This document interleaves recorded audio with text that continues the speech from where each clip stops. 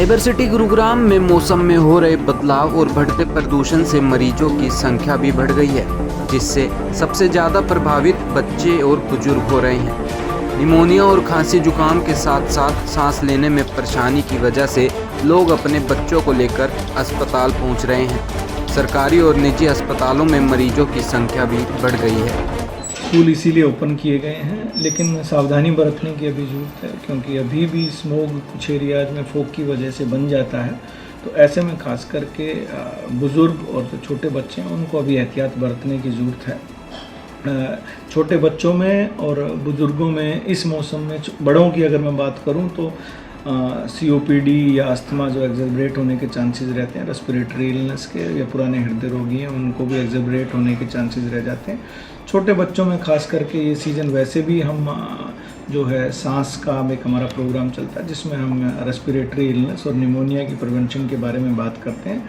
और स्मोक की वजह से या AQI डिटोरिएट होने की वजह से छोटे बच्चों में ये रेस्पिरेटरी इलनेस, पर्टिकुलरली अस्थमा, और सर्दियों में जैसा मैंने बताया निमोनिया की समस्या बन जाती है। और ऐसे में हम ना केवल सावधानी बरतते हैं, बल्कि हम अपने डॉक्टर्स को ट्रेनिंग भी देते हैं, और सिविल हॉस्पिटल्स को सभी को, और SDH को, या जो हमारी पीडियाट्रिक्स यूनिट्स हैं उनमें एहतियात बरतने के लिए या दवाइयाँ उपलब्ध कराना भी सुनिश्चित करते हैं। लेकिन जैसा मैंने पहले बताया, सबसे अच्छा समाधान जो है इसका यही है कि इस मौसम में आप सावधानी बरतें, और जब तक आवश्यक ना हो घरों से बाहर अभी ना निकलें, जब तक स्मोग या AQI सीवियर रहता है।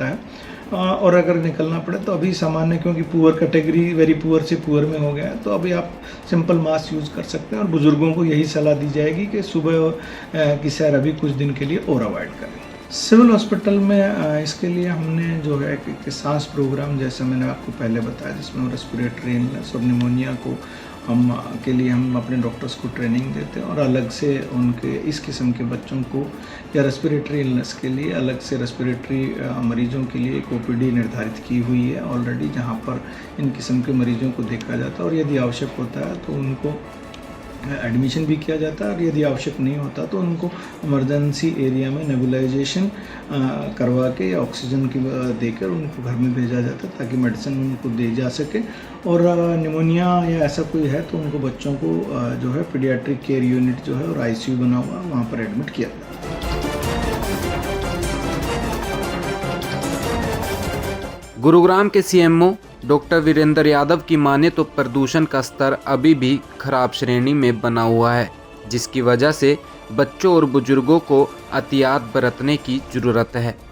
इस मौसम की वजह से बुजुर्गों में COPD और अस्थमा जैसी बीमारी बढ़ती हुई नज़र आ रही है।